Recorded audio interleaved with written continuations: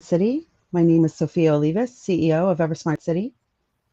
And my name is Mark Anthony, one of the co founders of EverSmart City. And thank you for joining us today. If this is your first time checking us out, be sure to like and subscribe. We got a whole bunch of videos talking about the other SDG goals that we're in alignment with, as well as follow us on all of our social media. You can find us everywhere at EverSmart City. We got the LinkedIn link right there. But today, first, we're going to be talking about STG 16 and how we align with that at EverSmart City. Yes, and the SDGs, if you're not familiar with them, it's the United Nations Sustainable Development Goals. SDG number 16 is about promoting just, peaceful, and inclusive societies. Many people take for granted that they live in a country where everyday life is a peaceful experience. Mark and myself and the beginnings of EverSmart City are here in the States, and we certainly feel that way. Although it's every human being's right to live in a society where peace prevails, and it's not a reality for many people. And right now, during the times of this recording, we are certainly seeing events unfold in Ukraine, and for people that are living in that area. There's also the police and the justice system that's affected by corruption and mismanagement, which costs governments in developing nations huge amounts of money each year. And that's also, we're not pervious to it as well as in the States. There's also theft, bribery, corruption in developing countries specifically that contribute to the deficits of over $1 trillion per year. In areas that are heavily afflicted by conflict, over 28 million children leave school due to unsafe circumstances. And SDG 16 aims to address all forms of organized crimes, instances of violent crimes, child abuse, and all forms of exploitation.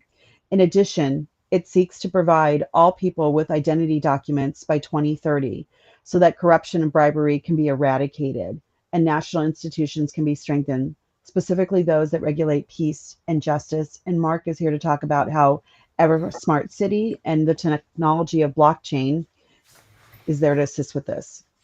Yeah, and one of the first ways that we can use the blockchain to assist, as Sophia just mentioned, that providing identity for all. Blockchain can provide a way to create identification or registration on a blockchain, a digital ledger, essentially. One example that's being done currently in the state of Arizona, our vehicle registration, our DMV, is done through the IBM blockchain. So when we go and register our vehicles in Arizona, it's on IBM's blockchain. So it's technology that's already being used in the state that we can integrate right away with in our community as well as with our homes as well. Other factors of our community using the blockchain is going to be a lot of the security, meaning that all of the security footage can be recorded on the blockchain for any incidences. It can always be pulled back up. Public ledger, anybody on the public can view a public block explorer, which could be a security camera system, and look at the security cameras of the community to make sure that, hey, if they're living there or if they're going to be there, um, that it's safe, that they have access to the safety features of the community. We'll also be having geo notification fencing, so we can send push notifications to anybody if there's an emergency, whether when we get flash flood warnings here in Arizona, which happens all the time during monsoon season. We'll be able to push out notifications just like that, as well as um, safety measures, whether it's a map showing people how to maneuver through the community to find the quickest way to the exit so they can get to their vehicles or to a safe place. Drones as well that can use for protection will have security features inside the entrances that can detect um, firearms, weapons, um, dangerous materials, or even uh, COVID, things like that.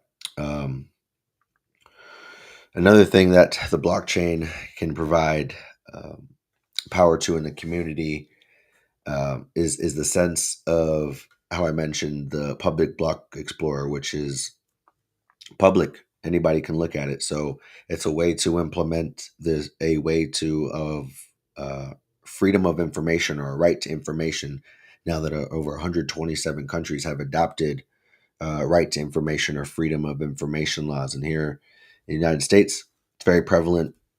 But now with blockchain, we can expand this and make it borderless, and we can use this also these features and systems to broaden and strengthen their participation of voters, allow more people the ability to vote through easier means of access through a device, a smartphone, instead of having to maybe go all the way down somewhere and cast a vote, but they may not be able to take time out of work or find other ways to do so.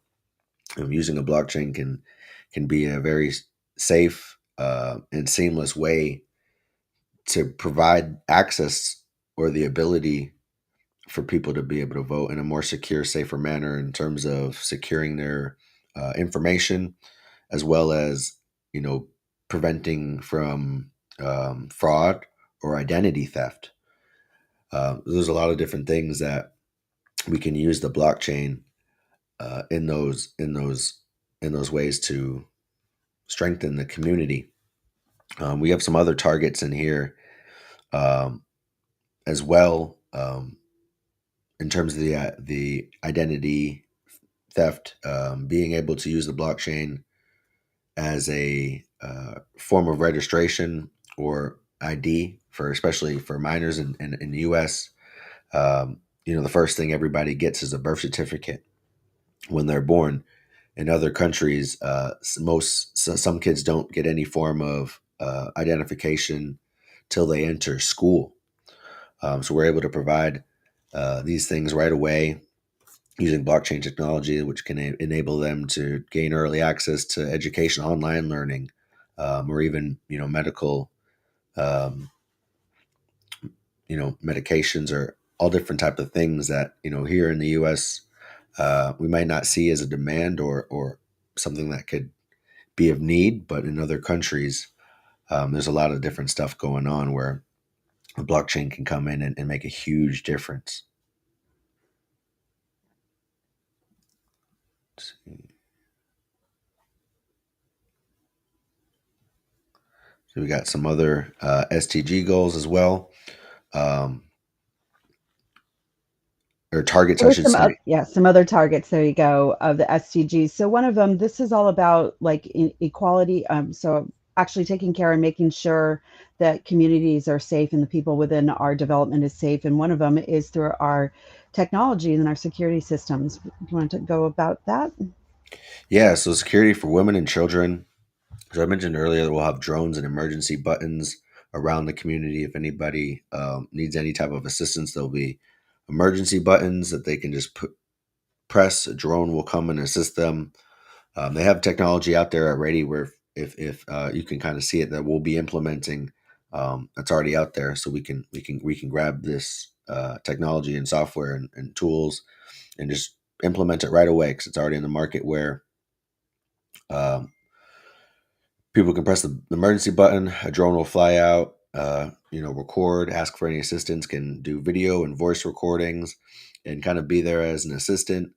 Maybe even like be a 911 operator over the phone and help them give some. If somebody needs CPR, they can give them some directions through the drone, speaking over the microphone on the drone, helping them with um, instructions on maybe CPR or even security to accompany women and children, having the drone fly over them to kind of protect, shine light over them so they can light the pathway ahead of them and kind of walk them home at the same time, providing security. Um, we'll have gun recognition technology in the community for safety. Arizona's a pretty gun savvy state, so we'll have a lot of technology that can help protect people. Geofencing tech that allows us to drop emergency info to everybody that's within our geofence or within the area. Let them know if there's an emergency, whether there's a monsoon or a storm, a flash flood, or a dust storm coming to take shelter. Name.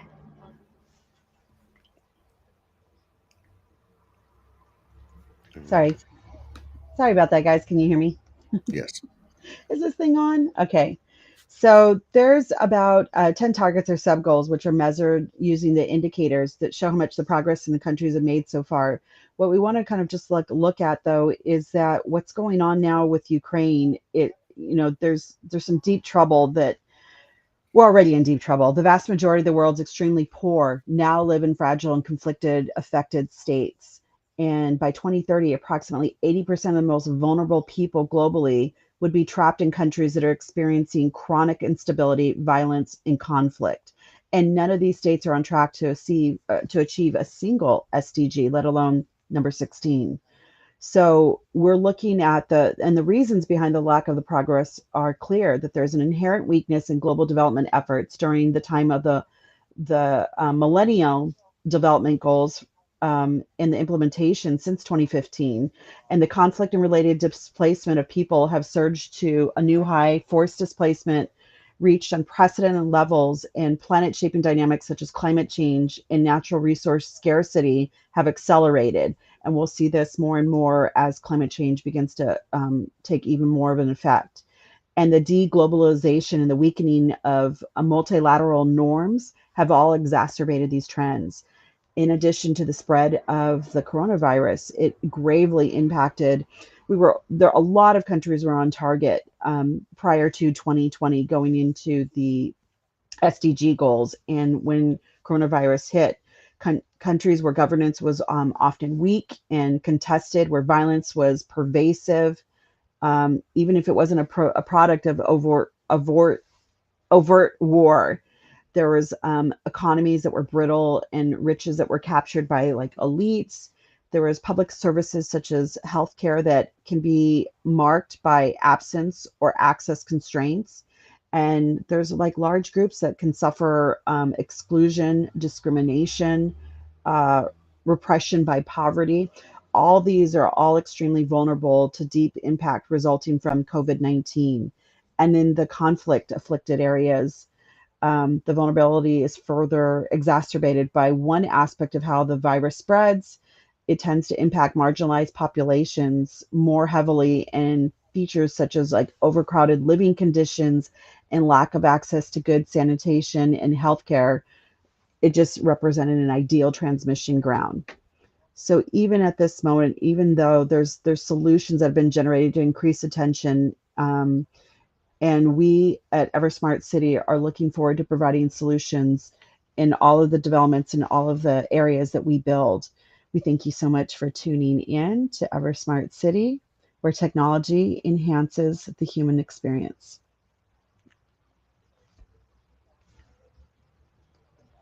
And Mark is just going to put some links for you to follow, and we'll close out. Absolutely. If you guys love getting in on conversations like this or want to join us in the conversation, share some information, share some resources, and collaborate with us, just jump into our Discord, introduce yourselves, and let's get to work. All right. And we'll close out with some of those goals. Thank you so much for joining us.